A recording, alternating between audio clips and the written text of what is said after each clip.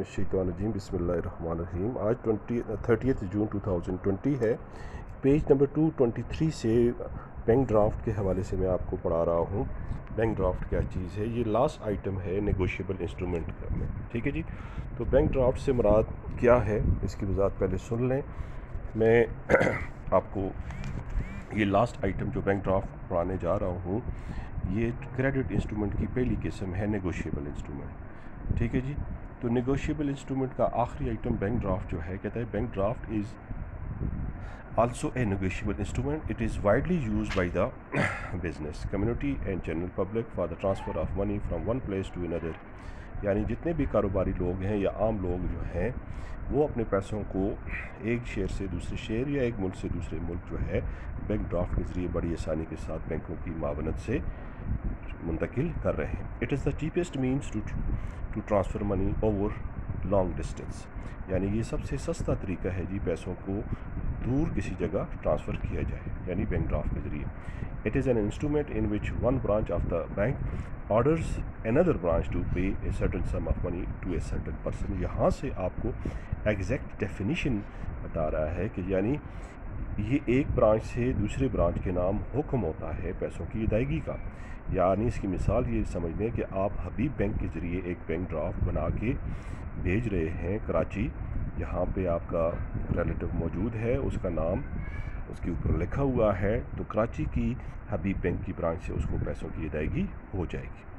आगे चल के आपको दो डेफिनेशन सिंपल से दी हुई हैं। पहली डेफिनेशन तो नेगोशिएबल इंस्ट्रूमेंट एक्ट 1881 की सेक्शन 85A के तहत दी गई है। ठीक है जी, जिसमें कहा गया है bank draft is an order by one branch of a bank to another branch of the same bank to pay a certain sum of money on demand to the person named therein. इसका मतलब ये है कि bank draft एक तरह से तहरीरी हुक्मनामा होता है एक ब्रांच से दूसरी ब्रांच के नाम, यानी हबीब बैंक मानसरा से हबीब बैंक कराची के नाम जो है, ये एक तरह से हुक्मनामा है जिसके ऊपर एक मखसूस रकम लिखी होती है और जिसकी अदायगी तलब करने पे, ठीक है, उस शख्स को की जाएगी कराची की ब्रांच की तरफ से जिसका नाम उस बैंक ड्राफ्ट पे लिखा हुआ है। जैसे मिसाल के तौर पे अली का नाम लिखा है, तो अली कराची से अपने पैसे हबीब बैंक से वसूल कर सकता है। सिंपल सी डेफिनेशन आपको दी हुई है। Bank draft is a document drawn by one branch of bank upon its another branch for certain sum of money payable on demand और टू द ऑर्डर ऑफ ए पेई। इसकी वजाहत भी कर देता हूँ। यानी ये भी एक तरह से बैंक ड्राफ्ट एक ऐसा डॉक्यूमेंट होता है जो एक ब्रांच की तरफ से अपनी ही दूसरी ब्रांच के नाम क्या होता है, एक रिटन ऑर्डर होता है जिसमें एक सर्टन सम, एक ख़ास पैसों की अदायगी तलब करने पे किसको की जाती है, ऑर्डर ऑफ द पेई, जिसका नाम उस बैंक ड्राफ्ट में लिखा होता है। In fact a bank draft is a promissory note issued by banker and it is accepted on the basis of the goodwill and reputation of the issuing bank। ये एक तरह से देखा जाए तो बैंक ड्राफ्ट जो है एक तरह से वादे का नोट भी आप उसे कहें, ठीक है, एक बैंक की तरफ से, ठीक है, और दूसरे बैंक के नाम, और ये आपस में दोनों ब्रांचेस जो हैं गुडविल और रेपुटेशन की बुनियाद पे और एक मखसूस सिस्टम की बुनियाद पे पैसों की अदायगी और वसूली करते हैं। When the bank draft is passed on to the pay, he requires a right in the bank draft। तो जब क्या कहते हैं पेई को क्या कर दिया जाता है, बैंक ड्राफ्ट मिल जाता है, तो फिर उसका हक होता है कि वो उसके बदले में, उस बैंक ड्राफ्ट के बदले में उस ब्रांच से क्या करे, पैसे वसूल कर ले। ठीक है। तो आप अपने माइंड में ये बैठा लें कि हबीब बैंक मेन ब्रांच मानसरा सिटी से एक क्या कहते हैं काशिफ ने बैंक ड्राफ्ट भेजा किसको, कराची में अली के नाम, अली उसका भाई है, उसको पैसों की ज़रूरत थी, तो इस तरह अली जो है उस ड्राफ्ट को जो है डॉक के ज़रिए जब वसूल करेगा तो उसको कराची की हबीब बैंक की ब्रांच में किसी भी जगह बता के वहाँ से पैसे लट से 10,000 रुपये भेजे हैं तो वो 10,000 रुपये वसूल कर देगा। नीचे चल के आपको इसके फ़ीचर्स बताए गए हैं। बैंक ड्राफ्ट के नेगोशिएबल इंस्ट्रूमेंट है। पहला फ़ीचर आपको बताया गया है, bank draft is drawn by branch of bank on another branch of the same bank. यानी एक ब्रांच की तरफ से दूसरे ब्रांच के नाम ये है, यानी हबीब बैंक मानसरा की तरफ से हबीब बैंक कराची के नाम जो है ये लिखी ड्राफ्ट बनाया जाता है। फिर उसके बाद जो है पेज नंबर 224 पे क्या कहते हैं, आपको मैं इसकी अगले सैलिएंट फीचर्स एक्सप्लेन कर देता हूँ। ये देखिए, मैंने आपके सामने थोड़ा सा जूम किया, पेज थोड़ा सा उसकी पिक्चर टेढ़ी भी हुई है, खैर कोई बात नहीं। There are 4 parties to bank draft, the purchaser, the drawer, the drawee and the payee. नीचे चल के parties to a bank draft, अगर आप इसको देखें और जो साइलेंट फीचर्स नंबर 2 है, तो आपको ये दोनों चीज़ें एक जैसी नज़र आ रही होगी। मैं इनको वजात कर देता हूँ। अब बेसिकली आप देख लें पार्टीज़ टू ए बैंक, यहाँ पे तो पार्टीज़ में सब कहता है purchaser, the person who purchase a bank draft from bank is called the purchaser of a bank draft. यानी हबीब बैंक से अगर कोई जाके पैसे, जैसे मैंने आपको काशिफ की मिसाल दी, तो काशिफ ने अली को पैसे जो भेजे, तो काशिफ यहाँ पे परचेज़र है। द ड्रॉर, ठीक है, हबीब बैंक की जो ब्रांच है मानसरा की, वो ड्रॉर होगी। और ड्राई क्या है, कराची की जो ब्रांच है हबीब बैंक की, तो वो क्या होगी, ड्राई होगी। द पे यहाँ पे कौन हो गया, अली हो गया, जो कराची में पैसों की वसूली करेगा। तो ये parties to a bank draft भी, उसकी वजात भी होगी। फिर ऊपर चलते हैं तो सैलेंट फीचर्स नंबर 3 हम पढ़ लेते हैं। तो 3 में आपको कह रहा है कि आपको कह रहा है the drawer and drawee banks are the same but branches are different.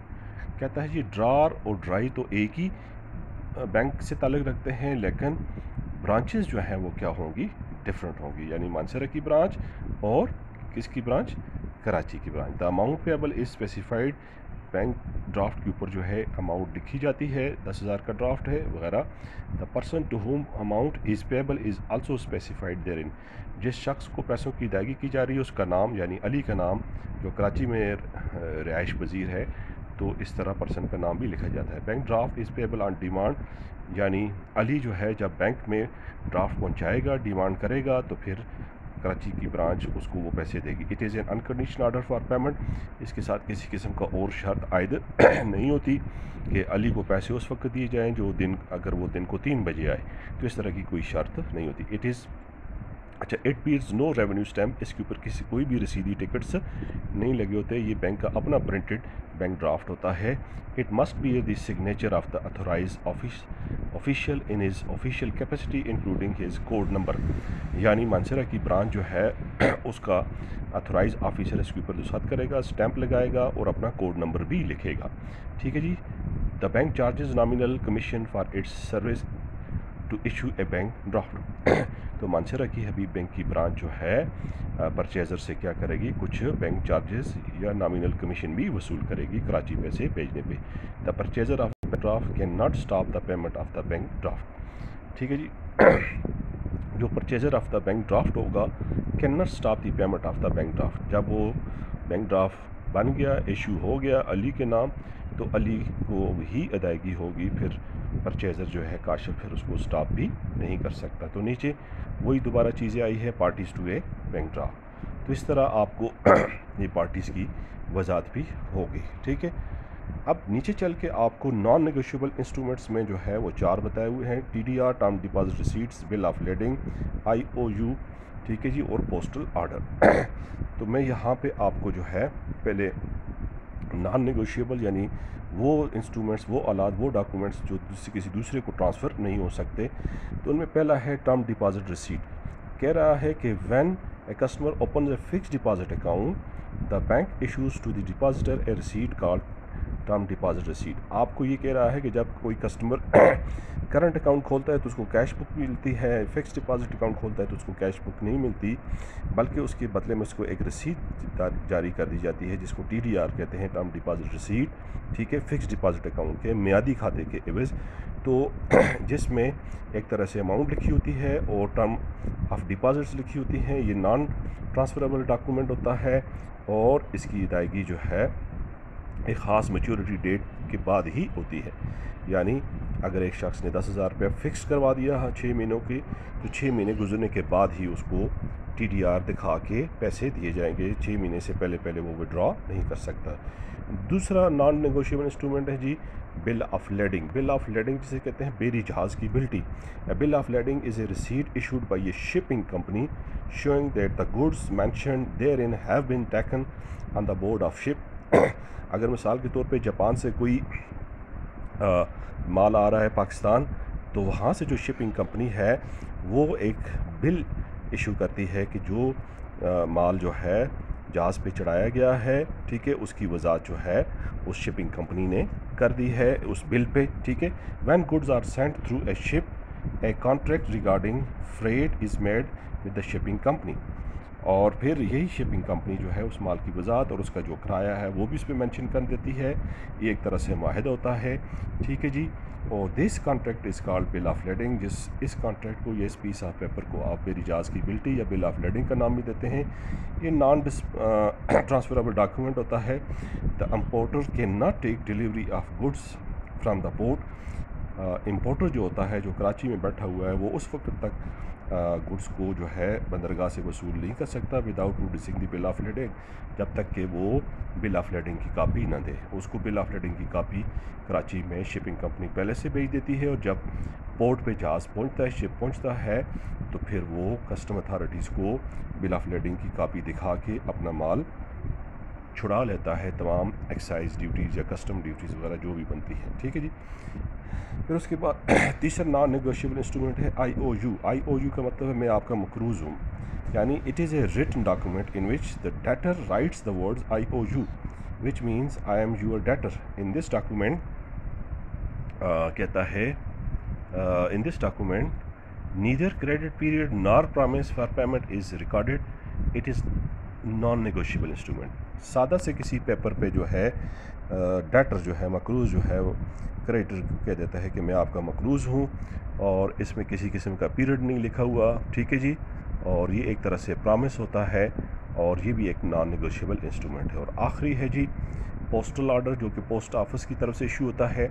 Postal order is a document issued by the post office for the transfer of money from one place to another, यानी आप डखाना के ज़रिए भी, मानसरा डखाना से कराची पैसे भी भेज सकते हैं, और उनके पास भी, मानसरा डखाना के पास भी ये प्रिंटेड पोस्टल ऑर्डर्स होते हैं। Postal order can be cross to make the payment safe. और पोस्टल ऑर्डर के ऊपर भी जो है टू ट्रांसफ़र पैरेलल लाइंस लगा दी जाती हैं, इस तरह पोस्टल ऑर्डर को भी सेफ किया जाता है। It can be encashed from the post office, और ये इनकेस्ड होगा, ये इसके पैसे जो है कराची के पोस्ट ऑफिस से मिलेंगे जिसके नाम वो पोस्टल ऑर्डर बनाया गया है। Postal order is a non negotiable instrument.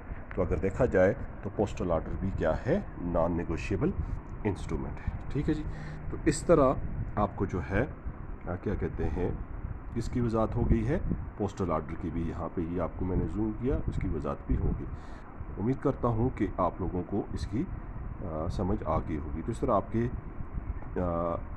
Credit instrument में नेगोशिएबल इंस्ट्रूमेंट्स का आज क्या हो गया है, इख्तिताम हो गया है, और नॉन नेगोशिएबल इंस्ट्रूमेंट्स का भी क्या हो गया है, इख्तिताम हो गया।